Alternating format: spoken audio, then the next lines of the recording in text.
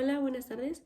Hoy les vengo a presentar mi impugnación que está enfocada para la Escuela Secundaria República de Ecuador número 89 para la asignatura de Ciencias y Tecnología Física para el segundo A con el eje de materia, energía e interacciones, con el tema conceptos de fuerzas, con el que tiene el tema aprendizaje de identifica y describe la presencia de fuerzas en interacciones cotidianas como fricción, flotación y fuerzas en equilibrio. El contenido que se va a abarcar es la fuerza como la interacción entre los objetos. Retomamos alguna información del libro de Ciencias 2, Física, Editorial Castillo. Y aquí está un poco basada la información a la que vamos a ver el día de hoy. Para abarcar primero vamos a explicar qué es fuerza. Fuerza es una acción que se produce un movimiento, un cambio o una deformación de un objeto. La fuerza existe como una interacción. ¿A qué me refiero con esto? La fuerza se puede presentar de muchas maneras. Puede ser que cambies el movimiento de un objeto que está en reposo o que cambies su forma. Digamos, si estaba en un rectángulo, ahora que se cambie a una bolita. A eso me refiero. Como lo tenemos aquí. La fuerza es un cambio. Cuando nosotros arrastramos algo muy pesado que está en reposo, entonces tú lo jalas, estás haciendo un cambio de posición, lo estás moviendo de lugar. O bien puede verse un cambio de formación en una liga. Primero la tenemos en esa forma cuando es pequeña y cuando la estiramos cambia su forma, pero puede regresar a ella misma, que es otra propiedad. La fuerza existen dos clasificaciones, que es por acción y por contacto.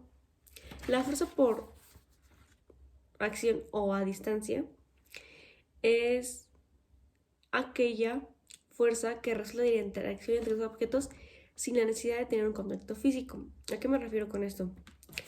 La fuerza a distancia podría ser como la gravedad o el magnetismo. La fuerza a distancia es una interacción que existe entre objetos sin la necesidad de como tocarse, por así decirlo.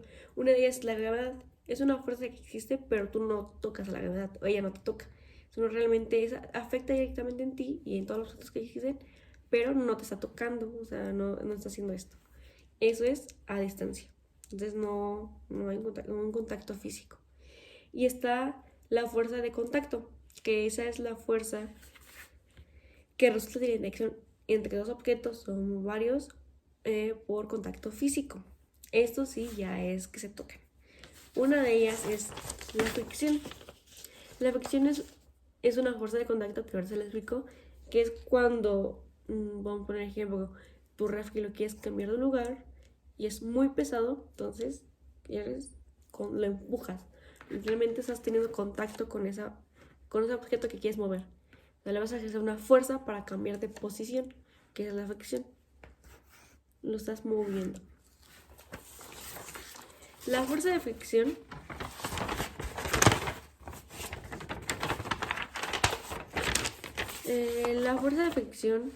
es aquella que se opone al movimiento de la superficie sobre otra. La fuerza de fricción es esta fuerza que se está ejerciendo cuando tú estás haciendo que el cambio de movimiento. Entonces, tú estás haciendo tu movimiento de este lado. Entonces, la fricción es esa fuerza que se está oponiendo, que es la contraria. O sea, sí lo vas a mover, pero esa fuerza que primero como que detiene para que no se mueva es la fricción. O sea, la fricción es la fuerza opuesta al movimiento que tú estás haciendo del objeto. Y también existe la fuerza de flotación. Esa fuerza de flotación es la fuerza que existe en un cuerpo cuando se encuentra dentro de un fluido y se aplica en el sentido contrario al peso. A un fluido me refiero con agua, o sea, líquido. La fuerza de flotación es la fuerza opuesta que está ejerciendo el peso. El peso, recordemos que es una fuerza que está relacionada con la gravedad. Entonces la gravedad tiene un sentido hacia abajo entonces el peso es hacia abajo, entonces la fuerza de fricción es contraria. Entonces, es dependiendo del cuerpo, también muchas cosas, densidades y así, pero la fuerza de flotación es la que te está haciendo o la que determina si se hunde o si se queda flotando. Es esa fuerza que te empuja hacia arriba. Y eso sería todo en esta explicación del tema, que son los 3 conceptos que quiero abarcar primordiales en esta explicación.